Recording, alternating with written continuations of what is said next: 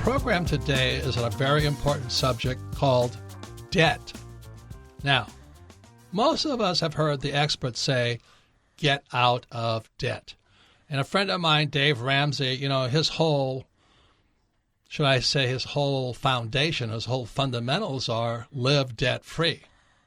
And I agree with him. If you're in the middle class or poor and you have no financial education, you should live debt-free. So what we're going to say is going to be counter to what my friend Dave Ramsey said. So pay attention.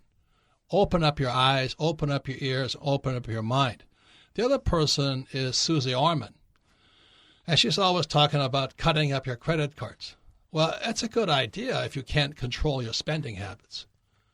But I don't know how anybody can survive without a credit card today. You can't rent a car, can't check into a hotel, can't go out to dinner, you got to carry all this cash around.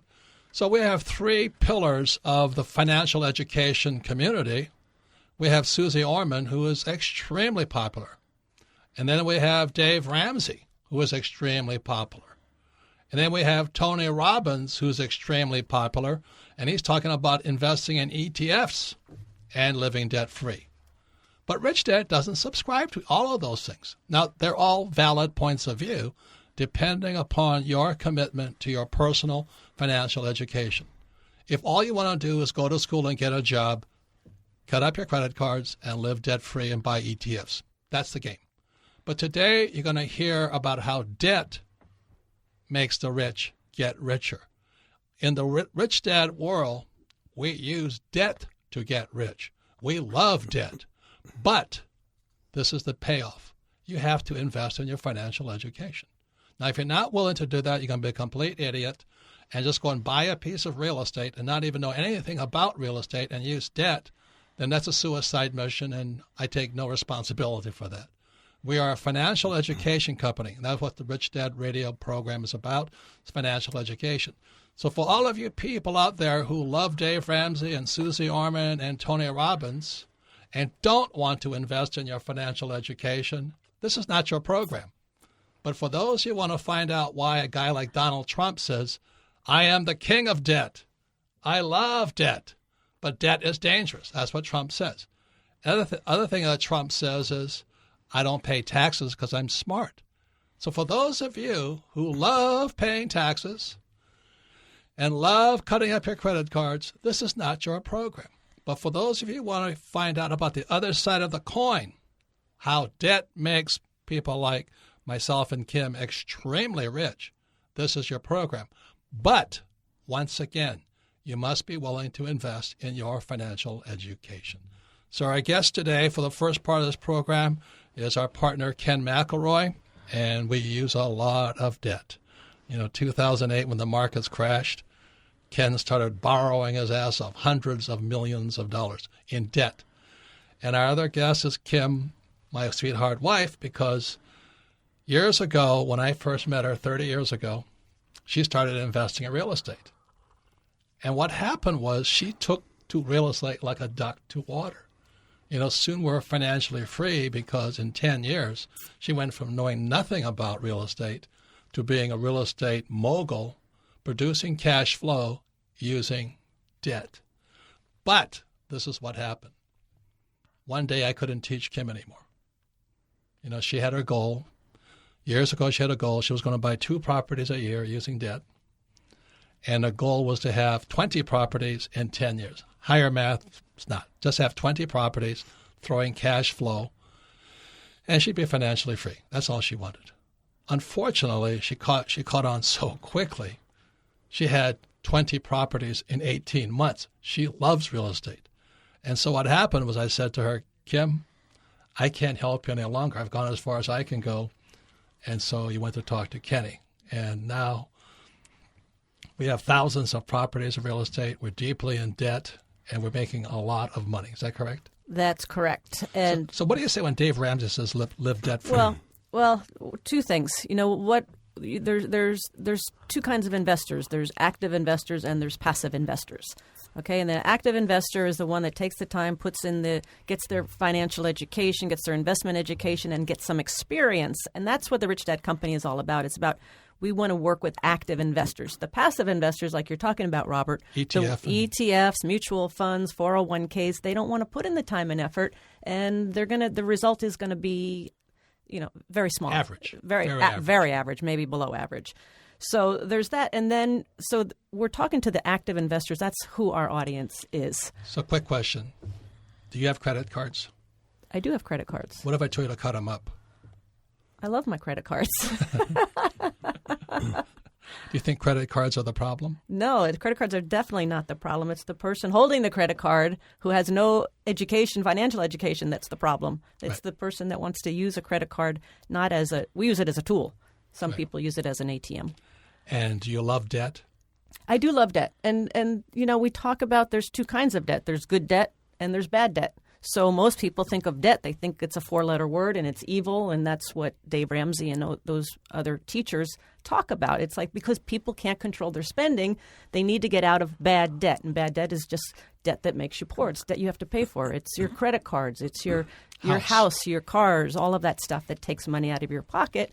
But then there's good debt, and that's the debt we're talking about today. And with Kenny is good debt, and it's debt that we take on to make us richer, such as apartments, such as rental properties. So, Kenny, what goes on inside of you? Because first of all, tell us a little bit about your background and how did you become an expert in debt. And Kenny is our Partner. Rich Dad advisor on real estate. He's the founder of MC Companies. Website is mccompanies.com. And he's also the author of The ABCs of Real Estate Investing, The ABCs of Property Management, and The Advanced Guide to Real Estate Investing. And he's been our investment partner for 15 years. 15 years? Yeah. We've made millions and millions and millions and millions of dollars tax-free together using debt. Yeah, we still will too. Yep. So what do you say? What happens inside of you when you hear, Dave Ramsey is a friend of mine and all, he's a good guy. He speaks to a different audience than we speak to. So what do you hear when he says live debt-free? I understand where he's coming from because really who he's talking to are people that turn their money over to somebody else.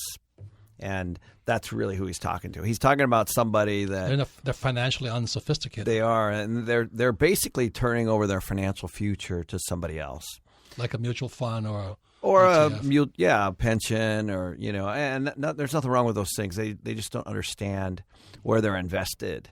So I think. So it's a better idea for them. It's not a bad idea for the person who doesn't understand money and who doesn't want to put in the time and effort to do so. Right, because they don't listen to the Rich Dad Radio Show anyway. Right, and then so paying down your house, I get that. Like if for some reason they lose their job, they still have a place to live, and I think that's probably his angle. It's an incredibly simplistic. Basic, very, very basic point of view. But it's also something that as a kid, I mean, most of us are brought up to get out of debt, right? We're all taught that. Well, it's like this mantra. But times were different then. I actually remember when I was in the kitchen at our house where my dad and mom they made the last payment on their house. I remember this, and they were so excited. But the dollar meant something then, right? It was tied to gold, and it actually made money. It made sense, but now it's free floating after the 70s. What I think is funny about I hear Trump pounding the fake news. What the average American doesn't know is that we have fake money today, because the dollar is no longer backed by gold; it's just printed. 100% true. So we have fake money, and you're trying to get out of fake debt. I know. I think of that Monopoly game, where that card if the bank runs out of money, they can just print more money. Yeah. I mean, it says that right in the rules of Monopoly. Life. It's actually true. So let me ask you this: we talk about using debt to get rich, okay? And can anybody use debt to get rich, and who should and who shouldn't?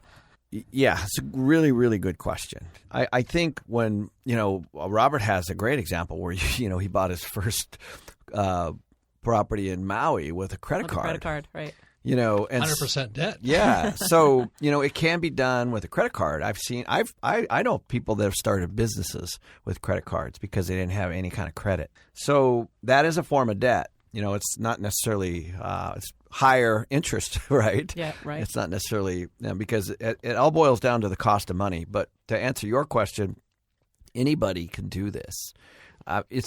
Wouldn't you recommend they get some education prior to doing this?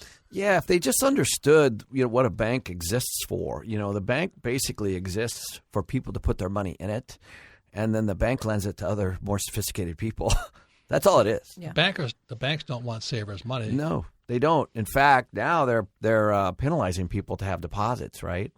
They're charging them. And back in the day, they used to pay them interest. So you can see there's way more money in the banks than banks want, and you can see that when banks start to charge for bank accounts. So once again, it's Robert Kiyosaki, the Rich Dad Radio Show, the good news and bad news about money. We're talking about the power of debt, and we're talking about Susie Orman says you should cut up your credit cards, and if you can't control that, cut up your credit cards. And Dave Ramsey always talks about living debt-free and all this. And if you're not willing to invest in your financial education, you like being middle class, then living debt-free is a wise thing. But what people don't realize is that debt makes the rich richer. And the debt have gone to school. They're sophisticated enough to use the power of debt. Again, Donald Trump says, I'm the king of debt. And when Hillary Clinton accused him of not paying taxes, he says, because I'm smart. But most people don't realize that people that use debt, invest in real estate, don't pay taxes. So, Kenny, how did you gain your education enough to understand debt and the power of it, should I say? Yeah, it's interesting. I had a business degree out of university, and I understood debt. I actually took multiple finance classes, but I actually didn't completely understand it until I actually got out into the real world and started working. And I started as a property manager, and that was a great opportunity for me because I was managing people's assets, and I was actually in charge of paying their mortgages, collecting the rents and paying their mortgages. And that's actually what I first started to understand the different interest rates, how leveraged they are, which was how much debt they would have against their property, how much equity they had, and whether they could pay their bills or not. And usually it all revolved around debt. Yeah. Debt is the most powerful force in the universe today because historically, after 1971, money became fake money because Nixon took the dollar off the gold standard. They can print as much as they like, and what they print is debt. It's called a U.S. bond, a treasury. A bond is a form of debt. And then our special guest today is Ken McElroy, is our partner, founder of MC Companies, author of 3 books on real estate. And we love debt because we're like Donald Trump. We love debt, and we don't pay taxes. But if you have debt... Legally. We yeah, legally do not pay taxes. You can't say these things if it was not legally. So anyway, Trump, as he said to Hillary Clinton during one of the debates, she says, well, you don't pay tax. And Trump says, because I'm smart. And what we're talking about is the difference in financial information or education. And where this comes from is Rich Dad doesn't recommend any investments. If you don't want to invest in your financial education, then buy stocks, bonds, mutual funds, munis, ETFs. Really passive investments. But the rich, the ultra-rich, use debt, if you understand that. So a big part of financial education comes from the game of Monopoly. Kim started with 4 greenhouses. Then she transitioned to giant red hotels using debt. And the average person can't go to the big hotel because they don't know how to use debt. And Kim and I always laugh. The game of Monopoly is probably the most truthful game in the world when it comes to the financial crisis we're in. Kenny, what do they say when the bank runs out of money in Monopoly? Yeah, well, as you know, each of the cards has debt on it. It shows the mortgage, right? On every single card you own. But basically what it says is if the bank runs out of money, the bank can print money. And that's what's going on because Trump talks about fake news. The reality is we have fake money because the banks are printing it. If you understand that, you'll understand why debt and taxes go hand in hand. Because today, after 1971, when Nixon took us off the gold standard, money became debt. It's called a U.S. bond, a treasury, and all those things, or muni bonds and all that. So the real fact of the matter is debt makes the rich richer, but you have to have financial education. Any comments, Kip? Well, yes, and I think when you talk about the average person can't do what we do, I think the average person does not make the distinction between good debt and bad debt.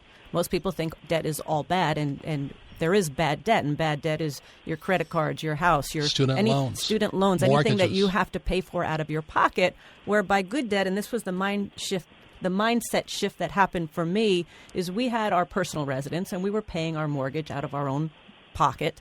And then I bought my first property, and I was going to take on $40,000 of debt. And it was scary. It was like, oh, no, it's another mortgage. Oh, no. But then you start looking at the numbers and you realize you're not paying for that debt. Your tenant is going to pay for that debt. And that's the mindset. That's the mindset shift that happened for me, is knowing that I'm not paying for good debt. My tenants pay for the good debt. And that makes me richer and richer. Right. Another thing, too, is when people say, when I was a lot younger, they said, "Well, you can buy a piece of property, but don't worry if you're losing money. You know, you're going negative rent, every month. Your rent is not covering your expenses. So don't worry. Don't worry about it." And I kept asking the guy, I said, "What do you mean not worry about it? I'm losing $100 a month." He says, "Well, how many of those properties can I afford to lose $100 a month on?" And the guy says, "Well, I mean, how much extra do you have?" I said, "About $100. Well, you can afford one property." So they call it negative cash flow, negative gearing in Australia. They actually sell this stuff. I mean, real estate brokers actually tell really stupid real estate investors that it's okay to lose money because you get a tax break on it. Tax break. But that's the big point about good debt. Good debt, there's another factor to good debt. Good debt, if you manage the property well and you collect the rent and you pay the mortgage and you pay the expenses, if you managed it really well, you have good debt, because at the end of the month you have a positive cash flow. And that positive cash flow then goes into your pocket. That's really good debt. I remember when I was talking to my rich dad when I was a lot younger. He just laughed. He says, "So you're losing $100 a month?" I said, "Yeah." "How many of those can you afford?" I said, "One." And he says, "What would happen if you were making $100 a month from every property? How many could you afford?" I did the math really quickly, as much as I could find. And that's the difference in mindset. Is that correct, Kenny? Yeah, I think if you're better off just having your money in the bank if you're going to buy properties that are negative. They're losing money every month. I mean, it doesn't make any sense, because basically what they're saying is, without saying it, the property's going to be worth more in the future. Yeah. They're betting on that. They're betting on that, which is, again... And 2008 proved that wrong. Yeah, it did, and it will again, and it's done it year over year, and I think that you better, it's like a stock. How do you know a stock's going to be higher tomorrow or not? Right, and so when we buy a property, we would like it to appreciate over time, but it's not a driving factor of whether we're going to buy the property or not. You should never buy based on that completely and solely. It's called appreciation. We don't buy on appreciation. Yeah, think about the opposite of that. Think about a negative cash flowing property and the property goes down in value. Well, you're screwed. Yeah, look around and you see some of these big stores that are sitting empty. Somebody's paying for that out of their pocket now. For sure. Somebody built them. Somebody has debt on those, right? Thank God they're probably a private equity company or a bank. Well, or somebody's pension fund. Pension fund. So, Kenny, I mean, personal question. How much, in 2008, we were laughing about the market going down because we love crashes. Kim and I love, and you love crashes. How much did you borrow between 2008 and today? Probably between $500 and $600 million. $500 million. Yeah. And is it all making us money? Yes. Lots of money? Lots of money. Lots of cash flow. And are we paying tax on that? Not on all of it. Most of it we're not, but on some we are. Why is it we don't pay tax on that?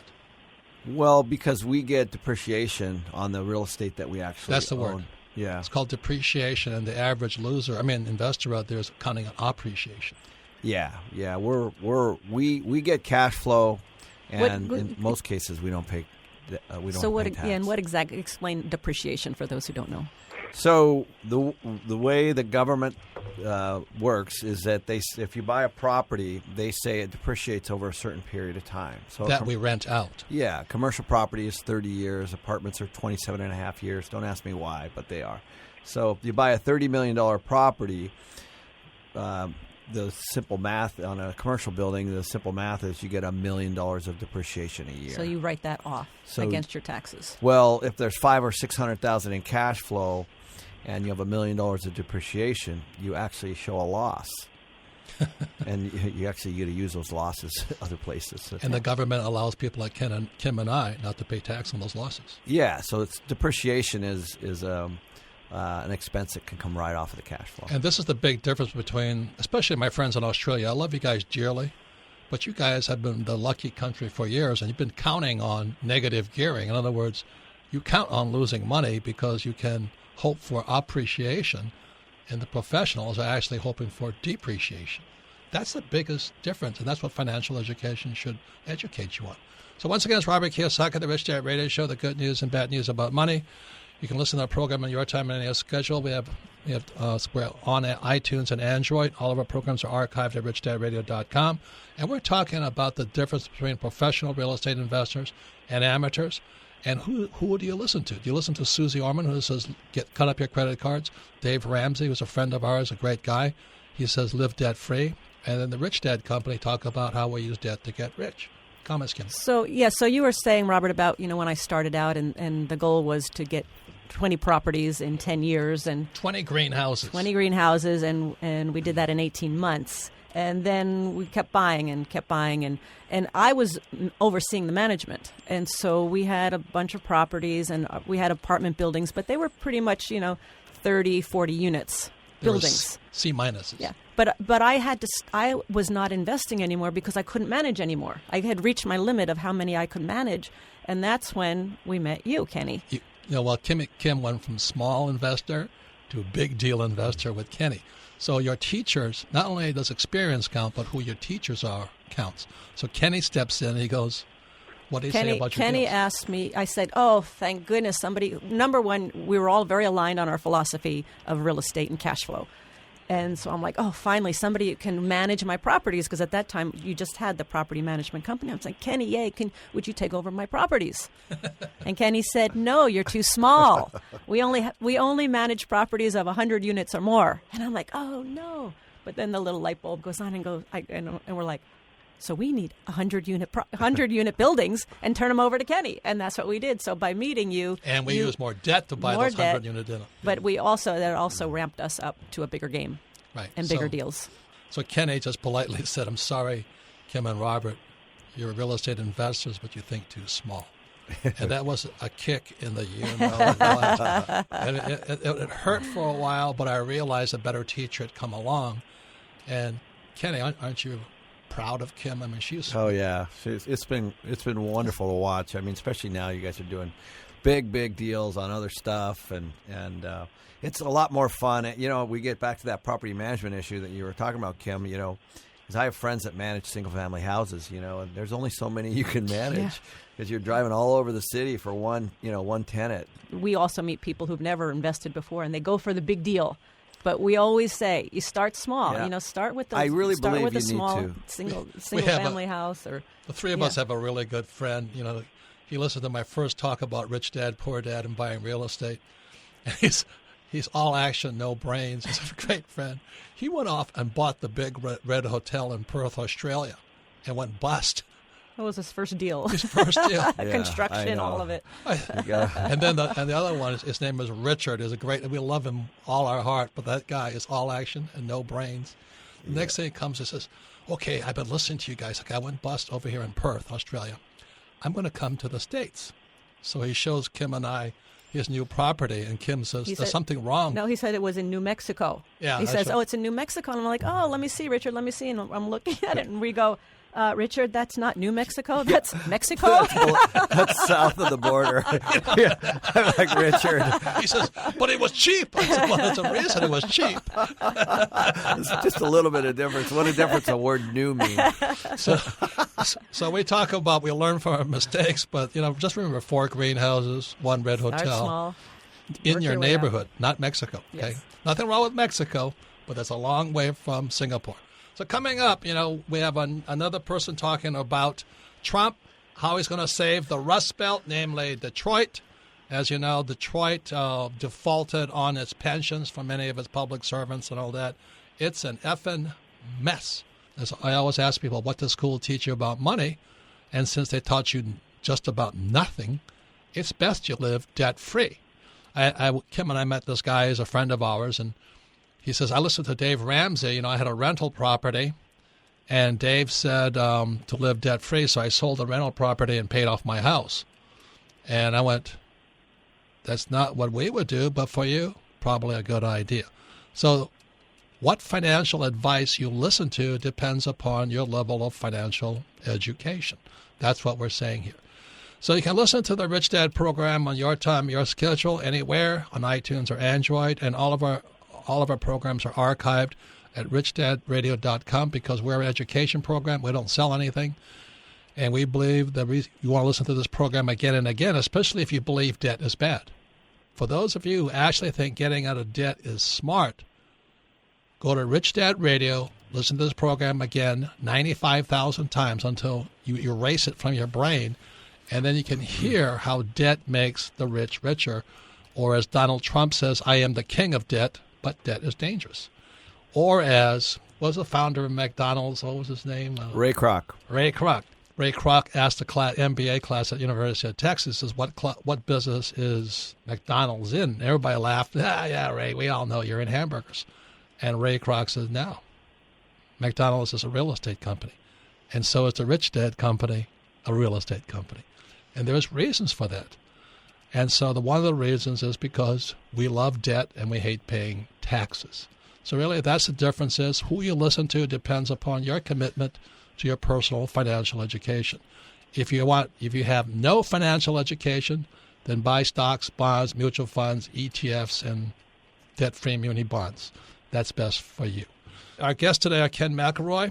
Yes, Ken McElroy is our Rich Dad advisor on real estate, and he's the author of The ABCs of Real Estate Investing. Highly recommend it. The ABCs of Property Management. I highly recommend it. And The Advanced Guide to Real Estate Investing. Which is how Ken uses debt to finance out and pay no tax. So if you really want to know how Ken does it, those three books are must-reads. And our guest now is Pete Saunders, and he is a writer for Forbes and Chicago Tribune. He's an urban planner and consultant, and he specializes in economic and social trends and demographics. And we're talking a lot about the Rust Belt because Trump says we're going to save jobs in the Rust Belt for all these people that have lost their jobs. So Pete is an expert in that area, and welcome to the show, Pete. Thank you very much, and it's a pleasure to be here. So let me ask you this question, Pete. We've had a lot of friends who ran into Detroit when it collapsed, and they said it was a time to buy. But buying something just because it's cheap doesn't really make sense to at least the three of us in the sound booth right now. So what is going on in Detroit? Can Trump bring it back? Well, I think Trump possibly could bring it back. I think time is just right now for a city like Detroit to be able to come back. It's really had its challenges over the last, half century, as we all know. But I think that in the aftermath of the municipal bankruptcy that happened in 2013, 2014, which came on the heels of the Great Recession, I think that it has been rebounding, and it has shown that what's happening is enduring. So I think that, yes, it is cheap. You'll find tons of cheap properties there. But now there's a strong sense that what's happening, the appreciation is going up and it's enduring. And I think that's proven by two rich dads, if you want to call them that, who have taken a lot of interest in buying up properties in the downtown and midtown areas in Detroit. Dan Gilbert, the owner of Rocket Mortgage, Detroit native. Mike Illich, who recently passed, who was the founder and owner of Little Caesars Pizza and owner of the Detroit Red Wings. Between the two of them, they've been very active in buying up properties throughout downtown and midtown Detroit along the riverfront, holding on to those properties, selling them, and making money. I've heard you talking a lot about debt early on, and people were saying when they made those early investments, why are you doing this? And now it's paid off for both people, for both of those gentlemen. And I think we're finding that it's paying off for the city as well. Right. And, the basic of economics is supply and demand. And one of the ways I thought was pretty smart about Detroit, the way they increased demand was take out supply.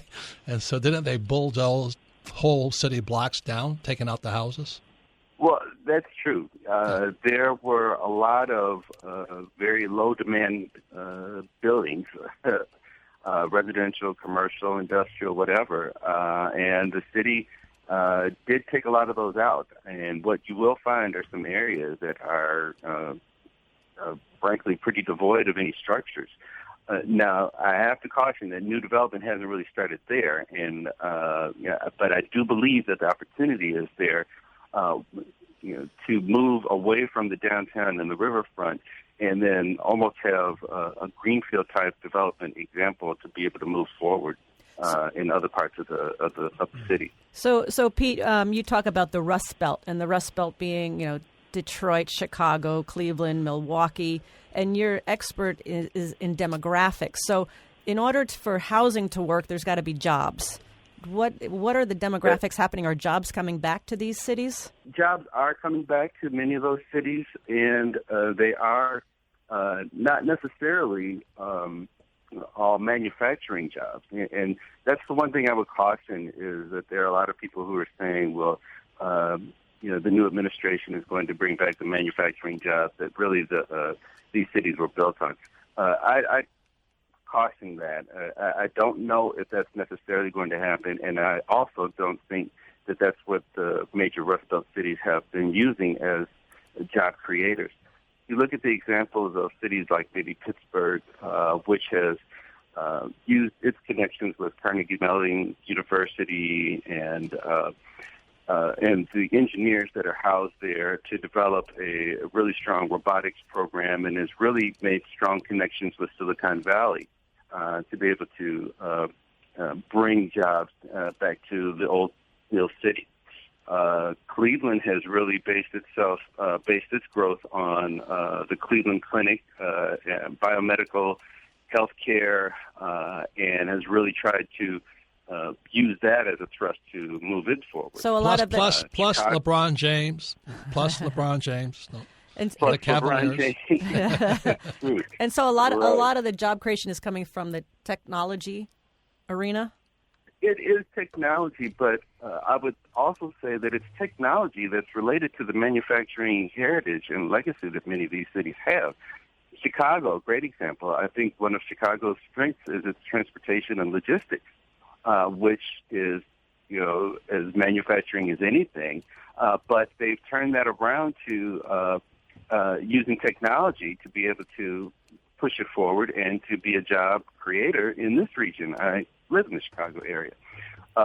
Meanwhile, Detroit has been pairing, the big three have been pairing with technology to move into the automated vehicle sector, driverless cars, the development of electric batteries, and at the Detroit Auto Show, or I should call it the North American International Auto Show, they really made a big push to show the partnership between Silicon Valley and Detroit to show how they're working on it. Once again, it's Robert Kiyosaki, the Rich Dad Radio Show, the good news and bad news about money.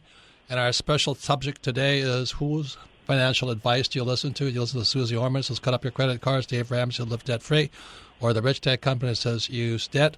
Our guest we're listening to right now is Pete Saunders. He's a writer, urban planner, and consultant specializing in economic and social trends. So let me ask you this question. When you talk about jobs coming back and all this, are you optimistic, or can Trump do anything, or is it just purely on the spirit of entrepreneurs to rebuild the devastation? Well, I do think that there's some jobs that can be recaptured. I think as we change our trade policies, as we change, as we adopt a more protectionist position, I think that there will be some more jobs. I don't think that it will be like it used to be for two reasons. I think one, we cannot discount automation and the impact that it's had. I frequently work with communities and with businesses that have large-scale manufacturing complexes with minimal number of people, and that's just the trend that we have, and that's the trend that we're going with, that we're headed to right now. So that's going to be the one of the reasons my friend, and Ken is going to talk about his friend Eric, who's in Detroit. One of the areas I look at that's a shortage coming up is this thing called fresh water. And Detroit and the Rust Belt area are surrounded by water. So in my opinion, one of the greatest assets that the Detroit area has, Chicago and those areas is water. That, to me, is one of the biggest optimistic points of that area. Unfortunately, they're filled with carp, but at least there's fresh water up there. So, Kenny, what did Eric say about Detroit? Because he's buying properties up there, right? Yeah. He owns a company there called Village Green, and he works with us in Scottsdale, Arizona as well, but he commutes back and forth. I'd like to ask you, Pete, because one of the things that Eric was telling me is that slow job growth has been a challenge for the apartments that he bought. So are you seeing job growth in Detroit? Job growth is slow.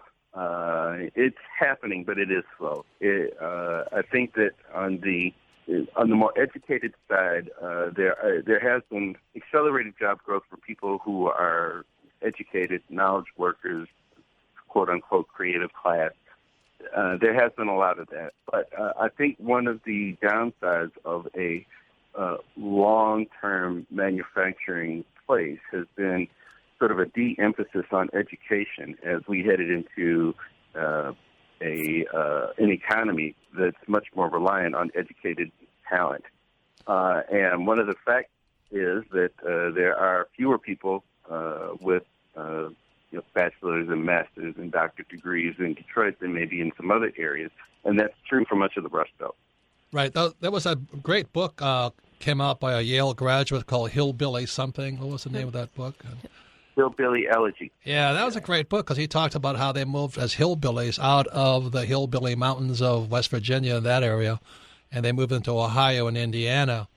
And they said even though they had no education, a couple could get 2 jobs paying $75K each. So they were making $150,000 a year with no education. Right. And so what you're saying now is when those jobs disappear, those hillbillies with the uneducated. They go back to the hills. Yeah. So anyway, Pete, I want to thank you for your contribution. And I'm very optimistic about Detroit. Number one, for water, but I read this one article where these entrepreneurs bought those old factories and they turned them into fish tanks.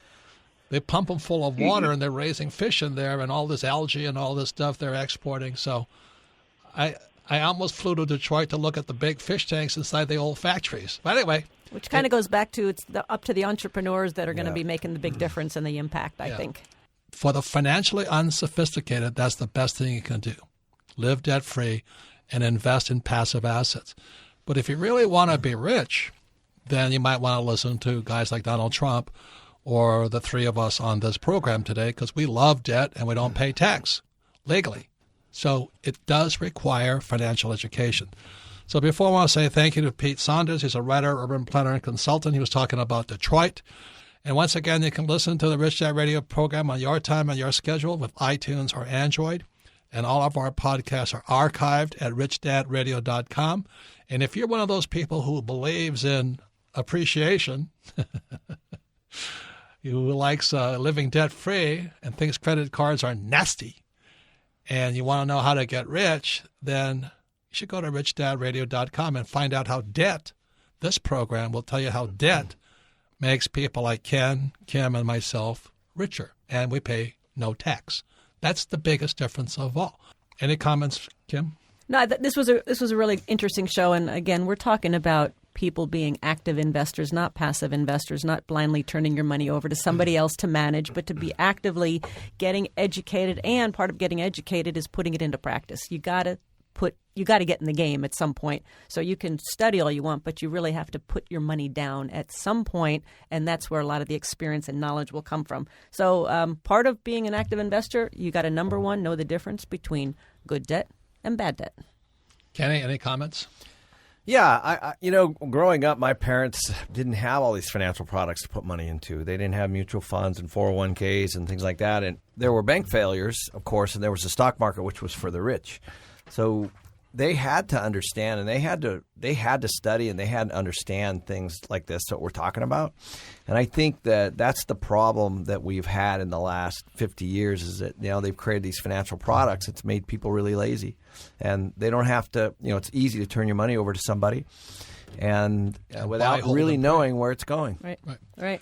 Yes, and Ken McElroy is our Rich Dad advisor on real estate. He's the founder of MC Companies. He's been our investment partner for 15 plus years, and he's the author of The ABCs of Real Estate Investing, The ABCs of Property Management, and The Advanced Guide to Real Estate Investing. I highly recommend all of them. And Kenny donates their proceeds to charities, right? Yes, of course. Yep. All the book proceeds and speaking go to charity. Yep.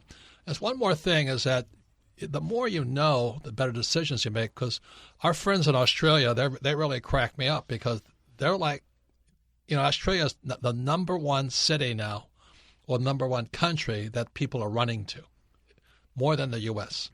And so their property prices are good and all this. But my friends in Australia, Sydney and Melbourne and Perth and all that, they always talk about negative gearing.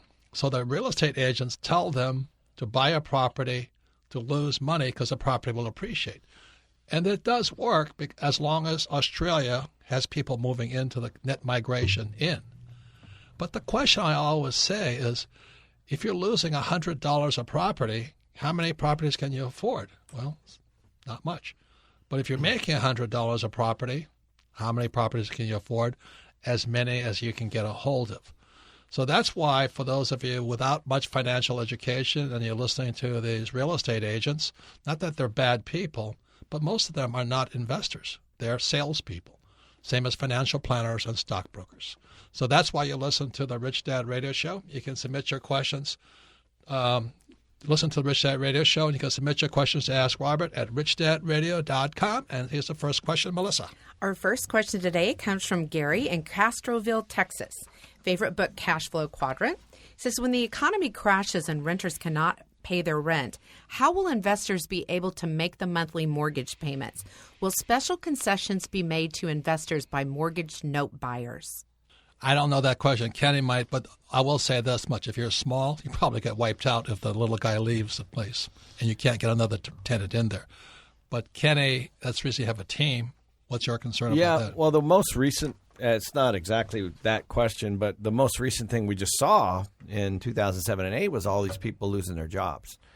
That's probably, that's real time. And what we saw was the resiliency of these tenants. They loaded up, they moved back with their parents, they doubled up with roommates, and a lot of the houses went back to the bank, I think almost 10 million homes. So we kind of went through it a little bit, but the last thing before a rental is the street. So there will be concessions probably from the government to pay for people's rent, just like welfare or food stamps or anything like that. They're not going to let people live on the street. Live out on the street. It's called in America. It's called Section 8. If you can't afford a house, the government will give you money to live in an apartment. So, Kenny, let me ask you this, because you want to have your rental properties where there are jobs. So from your experience, where are the jobs moving to today? That's actually the greatest question. And so it's pretty simple to watch. The millennials, the reason they're not buying homes right now is because they're sitting back trying to see where the jobs are, and they're incredibly mobile. Plus they have student loan debt, a lot of them. Yeah, the jobs are being created in the cities that have governments that are pro-jobs, actually, like Phoenix. And Washington, D.C. is the highest growth rate because government. Corruption. Yeah, government jobs. So that's why Trump, like him or not, his whole thing is about bringing back jobs. So wherever that happens is going to be where you want to have rentals, in my opinion. Thank you. So next question, Melissa. Our next question comes from Dennis in Newark, New Jersey. Favorite book, Unfair Advantage. He asked, should I invest in my first property now or wait to see what happens in the Trump presidency? The first thing I would say is take a real estate course, investment course, or start with Kenny's books, because Kenny and Kim and I have had so many people. For example, Kim and I had a partner who says, yeah, I'm a real estate expert. I've bought 6 houses. And the 6 houses were houses she and her family lived in. That's consumer debt, mortgage. She has no idea what it's like to run a rental business. So one of the pitfalls I see with the average real estate investor, they think just because they bought a house makes them Donald Trump. Any comments on that, Kenny? Well, it's a good question. I think, I call this analysis paralysis. I mean, everybody, they want to know everything that's going to happen tomorrow. Make sure everything's perfect before they buy. It just won't happen. I actually don't think Trump's going to disrupt the real estate market much. I mean, if you look at his father, Fred Trump, started in, that's the whole Trump families started with real estate and made their money on real estate, and also it's needed. We need housing. We need it. We do, and we haven't had homes built in the last 10 years, really, and so we're in a housing crunch right now. Believe it or not, that's why houses are going up. It's because population's growing and the supply of housing is not. So I think that you're going to see a lot happening. But I don't think you should time anything. It's a long-term investment. And and I look at it because they want everything to be perfect before they get in there. Yeah. When you and I were started investing, interest rates were at like 12 and 15%. Right. And now they're at 3% for loans. So one last thing, Kenny, do you flip property? No, we hold everything. See, there's a whole difference in philosophy. These TV shows, Flip and Flop, and who all these guys are. They don't know what they're doing. They're flipping for capital gains, which is highly taxed.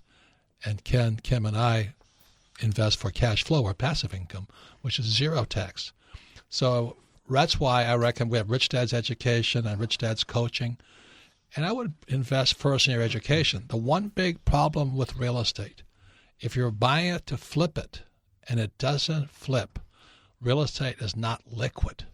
You can't get out. You ride that sucker down like the Hindenburg dirigible going down. So stocks and paper assets are good because they're liquid. You can make a mistake. You can get out fast, but you can't get out of real estate.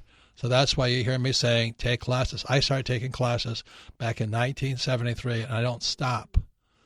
That's the difference. Real estate is not liquid, the same as starting a business is non-liquid. But stocks are liquid. That's a very big difference. Final words, Kenny, do you ever sell property? No, I think while I believe it's a good question, I think you need to look bigger than Trump. And the issue is we have 5 million, we have 5 years of rental demand, period. And there's nothing Trump can do about that. But also the way you get your money out is using debt, right? We use debt to get our money out, but we're long term.